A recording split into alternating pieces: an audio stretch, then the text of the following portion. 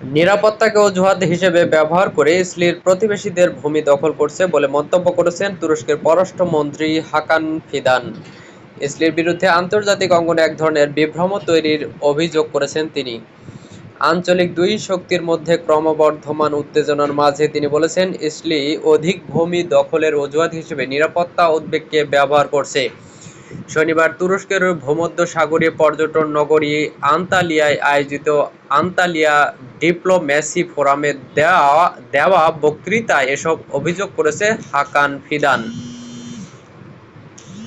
গাজা যুদ্ধ শুরু করে ইরানের সঙ্গে বাড়তে থাকা উত্তেজনা, আঞ্চলিক বিভিন্ন সংঘাত নিয়ে ইসরায়েল ও তুরস্কের মধ্যে প্রায় প্রতিদিনই কূটনৈতিক বাকযুদ্ধ চলছে।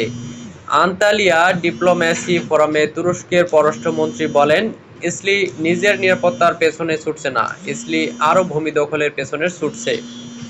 হাকান ফিদান বলেন, বেঞ্জামিন নেতানিয়াহুর সরকার আরও জমি দখল করার অজুহাত হিসেবে নিরাপত্তাকে ব্যবহার করছে। ফোরামে এক প্যানেলে আলোচনায় ইংরেজিতে দেওয়া বক্তৃতায় তিনি বলেন, ইসরায়েল নিজেকে নিছক আত্মরক্ষামূলক কর্মকাণ্ডে লিপ্ত হিসেবে চিত্রায়িত করে আন্তর্জাতিকভাবে একটি বিভ্রম তৈরি করছে।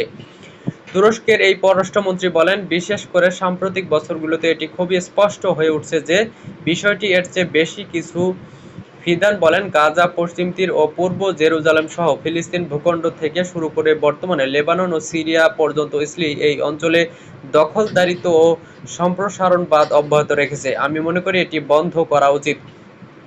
তিনি বলেন, ইসরায়েলকে জানতে হবে, এই অঞ্চলে শান্তিতে বসবাস করার একমাত্র উপায় হলো অন্য দেশগুলোকে তাদের নিজস্ব নিরাপত্তা, আঞ্চলিক অখণ্ডতা ও স্বাধীনতা ভোগ করতে দেওয়া এবং তাদের বিরুদ্ধে শক্তি প্রয়োগ না করা।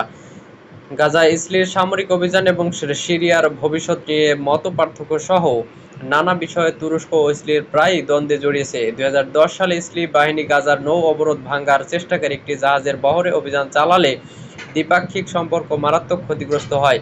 এতে 9 জন তুর্কি অধিকার কর্মী এবং একজন মার্কিন নাগরিক নিহত হন।